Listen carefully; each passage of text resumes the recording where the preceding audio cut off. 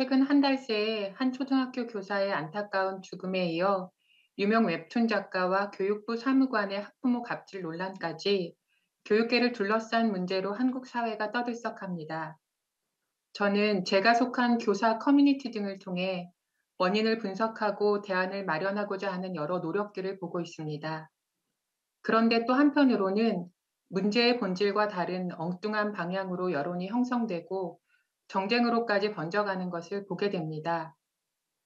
떨어진 교권을 어떻게 회복할 것인가 하는 방안에서 벗어나 학생 인권 조례를 문제의 주요 원인으로 삼은 폐지 주장이 있습니다. 특수교사와 같은 전문 인력의 부족과 일부 무분별한 악성 민원으로부터 교사를 보호할 장치의 미비로 인한 악순환을 해결하기보다는 장애 학생에 대한 공격과 차별을 강화하는 식의 여론도 보입니다. 이러한 문제를 해결하기 위해서 어떤 관점을 갖는 것이 좋을지 여쭙고 싶습니다. 우리가 사는 이 세계는, 또 이 세상은 우리가 원하는 만큼 그렇게 이루어져 있지 않는다, 이런 얘기야. 그러면 이 세계는 우리가 살 수가 없는 세계냐? 그렇지 않습니다. 이 세상은 또 살만한 세상입니다.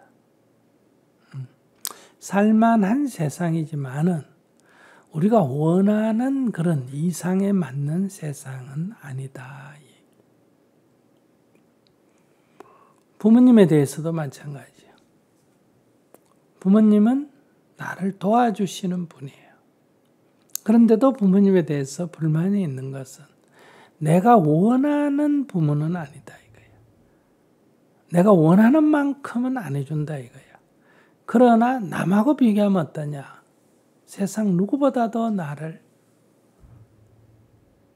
보살피고 도와주시는 분이다. 그런데 내가 원하는 만큼은 아니다. 그렇기 때문에 내가 원하는 만큼 아니라고 부모를 미워하면 그것은 길 가는 사람은 안 미워하면서 자기를 도와주는 사람은 미워한다. 이런 모순에 빠지게 된다. 그래서 우리가 항상 부모는 미워할 대상은 아니다. 그렇다고 부모가 부모를 다 고마워 좋아해야 되느냐? 그런 뜻은 아니에요. 내가 원하는 만큼은 아니다 이거예요. 현재의 남편이나 아내도 마찬가지다. 남하고 비교해 보면 나한테 도움이 되는 사람이에요. 왜냐하면 없어 보면 쉽다 하는 걸 알 수 있거든요. 그런데 내가 원하는 만큼 해주는 것은 아니다. 즉 이 세상은 내가 원하는 만큼은 좋은 세상은 아니다 이거예요. 그러나 이 세상은 사람이 못 살 세상이냐? 그렇지 않습니다. 이 세상은 우리가 살만한 세상이에요. 그러니까 오늘날 교육 문제로 인해서 분란이 생긴다 하더라도 그래서 한국 교육은 다 망쳤느냐? 그건 아니에요. 다른 나라하고 비교해 보면 한국 선생님들 괜찮습니다. 또 다른 나라하고 비교해 보면 한국 학생들 아직 괜찮다 이런 얘기예요. 다른 나라하고 비교해 보면 한국의 학부형들 자녀 교육열이 아주 뛰어납니다. 그러면 한국 교육에 문제가 없느냐? 아닙니다. 선생님들은 아직도 학생에 대해서 자기 말을 안 들으면 어떤 힘으로 그것을 이렇게 고치려고 하는, 즉 폭력적 요소를 전통적으로 좀 가지고 있다. 학생들은 어떠냐? 요즘 하나하나가 키우기 때문에 늘 자기 마음대로 해왔기 때문에 이런 사회성이 좀 결핍되어 있다. 그럼 한국의 부모들은 어떠냐? 안 그래도 교육열이 강한 것이 치맛바람이란 폐해를 가져왔는데 이제는 자녀가 딱 한 명을 낳아서 키우니까 이제는 다 공주처럼 왕자처럼 키우게 된다. 그래서 그 학부형들의 아이에 대한 관심이 교육적인 것을 넘어서는 지나치다. 그래서 오히려 교육에 방해가 되는 요소를 가지고 있다. 이런 문제점을 안고 있다. 이런 문제점을 안고 있으니까 교육을 망쳤냐? 그건 아니에요. 아직 괜찮아요. 우리나라 모든 분야도 그래요. 의사 선생님들 코로나 때 한번 보세요. 한국의 의사 선생님, 간호사님들 의료진만큼 성실하고 헌신적인 사람 세계에서 찾기가 어렵습니다. 그러면 의사나 간호사가 다 훌륭하냐? 아니에요. 돈도 너무 밝히고 과잉 진료하고 문제를 가지고 있는 것도 많이 있습니다. 이렇게 우리가 문제점도 있고 그렇다고 또 다 문제다라고 말할 수 있는 것도 아니다. 이제 이런 관점을 먼저 가져야 우리가 어떤 문제를 합리적으로 개선해 나갈 수가 있다 이 얘기예요. 그런데 앞에서도 말씀드렸지만은 현재 우리 사회는 전 지구적으로도 그래요. 세계가 전에는 국가별로 이익으로 갖고 갈등을 해가면서 경쟁도 해가고 충돌도 하지만은 2차 세계대전 끝나고 지금까지는 비교적 상호 협력하는 세계였습니다. 냉전 해체 이후로요. 그래서 글로벌이니 세계관이 이런 말을 많이 썼지 않습니까? 근데 최근에 들어와서는 어떠냐? 다시 신냉전이라는 말이 사용될 만큼 세계가 분열이 되고 경쟁이 거의 적대 감정으로까지 가고 있고 일부 전쟁이 일어날 정도로 지금 진행이 되고 있다. 남북관계도 어떠냐? 남북관계가 그동안에 분단 이후 여러 가지 갈등이 있었지만은 또 평화적으로 문제를 해결하려고 정상회담도 하고 무슨 회담도 하고 교류도 하고 하다가 또 미끄러졌다 또 협력을 하다가 이렇게 왔다 갔다 하면서 여기까지 왔는데 요즘 와서 어떠냐? 남북관계가 전쟁을 할지도 모르겠다 할 만큼 긴장이 고조돼 있다. 우리나라 정치도 여야가 막 서로 싸우고 이렇게 했는데 그래도 옛날에는 낮엔 싸우고 밤에는 협력하고 소위 나쁘게 말하면 야합이고 좋게 말하면 협력이었는데 요즘은 어떠냐? 거의 적대적 관계에 놓여 있다. 국민들도 이 당을 지지하는 사람은 무조건 자기 표만 잘했다 그러고 저 당을 지지하는 국민도 무조건 잘했다 그러고 그러니까 이러한 좀 분열이 강화되는 이러한 지금 전체 세계적이고 국내적이고 남북관계 다 지금 전체가 전에 하고 10년 전 20년에 비해서는 이렇게 되다가 보니까 그 왜 이렇게 됐을까 하는 데는 세계적으로 경제 성장이 둔화된 측면도 있겠다. 또 유튜브가 나오면서 또 인공지능에 의해서 이게 자기에게 유리한 것만 자꾸 보는 이렇게 해서 어떤 편중의식을 갖는 이런 것이 강화되는 측면도 있다. 여러 가지가 사회학자들이 분석을 하죠. 그러나 이게 분열이 강화된 것은 맞습니다. 그러다 보니 어떤 문제가 생기면 그 문제를 가지고 정쟁으로 삼는다 이거예요. 그래서 이런 문제가 생긴다. 세월호가 났으면 안전조치를 어떻게 취할 거냐를 갖고 여야든 시민이 토론을 해가지고 다시는 이런 일이 안 일어나도록 어떤 대책을 세우는데 초점을 맞추는 게 아니고 이것을 정부의 잘못이다, 아니다 하는 것으로 정쟁으로 삼는다.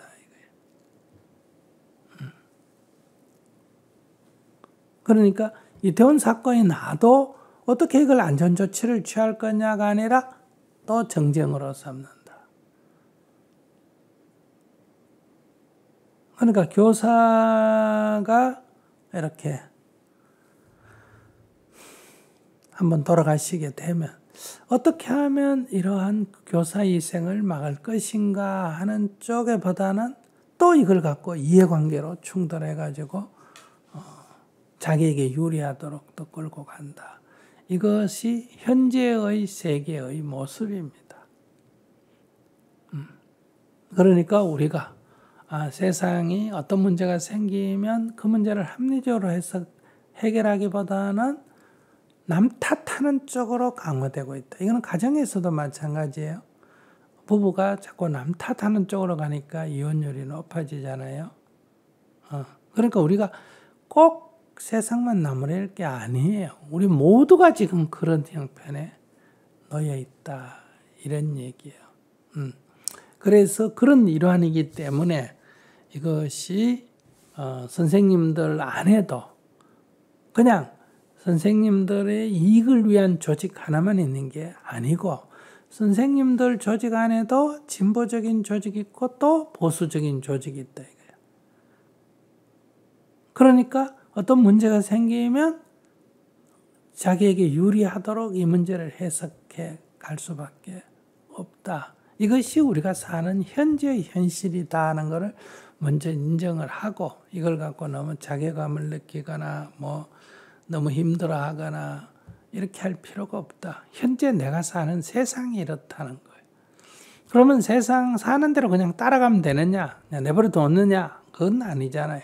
우리는 늘 문제 있는 세상에 살아가면서 그 문제를 하나하나 해결해 가면서 살아가는 게 인간의 삶이라는 거예요.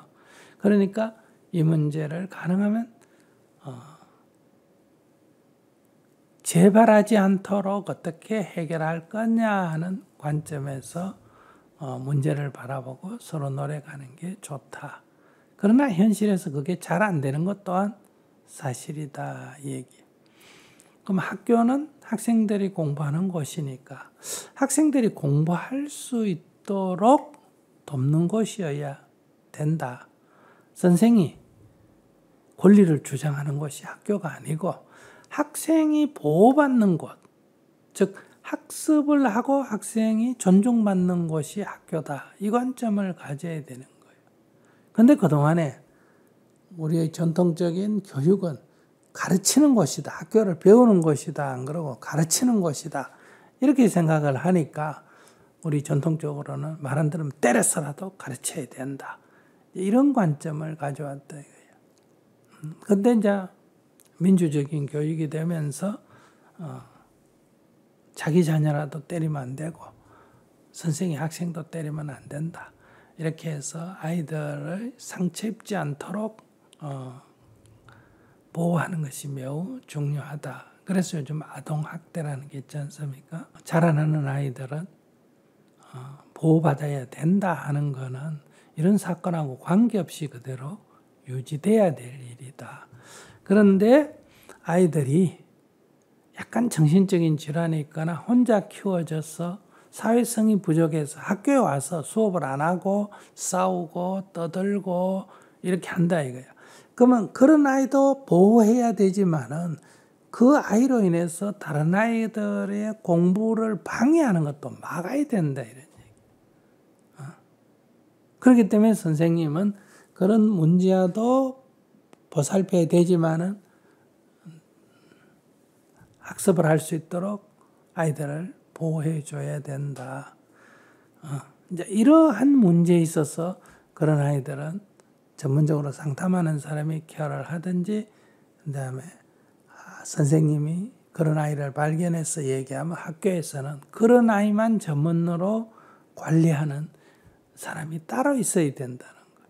그래서 그분이 그걸 학부형하고 얘기하든지 의사하고 얘기하든지 이렇게 해야 되는데 학교의 행정직, 교사가 수업을 잘 진행하도록 도와야 할 교장, 교감, 학교 교직원 또는 교육청 공무원들이 그런 교사의 애로를 도와주는 역할을 하기보다는 자기의 어떤 개인적인 출세, 이게 말썽이 돼가 자기가 문제가 될까 해가지고 교사의 어려움을 해소해 주는데 좀 부족함이 있다가 보니까 교사는 이제 그 사이에서 이제 고뇌가 따르고 거기에 대해서 이런 이제 불상사가 생겨난다. 그러니까 교권이라고 하는 것이 뭐 애들을 때려가면서도 한다. 이렇게 생각하시면 안 돼요. 아이는 아이대로 보호해야 되고 선생님은 아이를 가르치는 역할을 제대로 할 수 있도록 보호해야 된다 이거예요. 여기에 제일 큰 장애는 학생하고 선생의 문제가 아니에요. 거기에 바로 학부형이 과다하게 교육에 개입을 해서 생기는 문제다.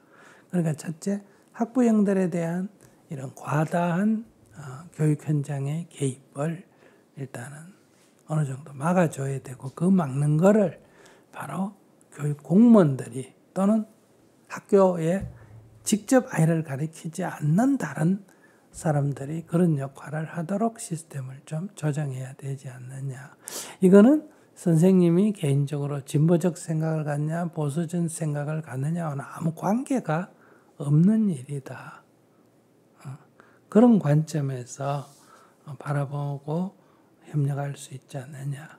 이번에 모처럼 교육단체들이 이념적 차이를 넘어서 함께 이런 교권 보호를 위해서 집회를 하고 하는 것은 긍정적으로 보는데 이러한 교권 보호라는 게 마치 학생 인권을 훼손하면서 교권 보호를 해야 된다는 쪽으로 간다면 그것은 봉건 시대에 가르치는 곳이라는 개념으로 되돌아가고 싶은 향수병이라고 볼 수도 있지 않을까.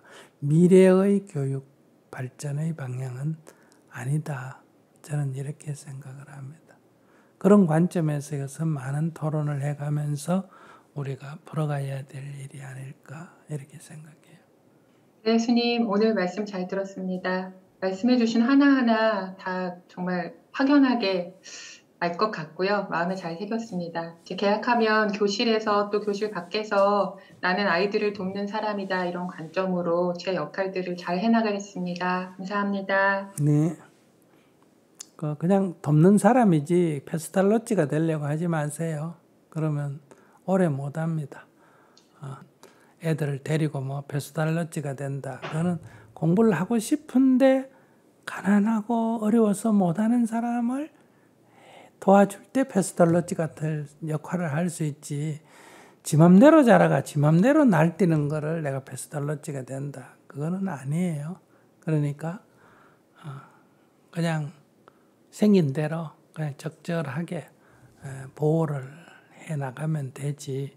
그 인생을 책임지려고 한다면 감당을 못하게 된다.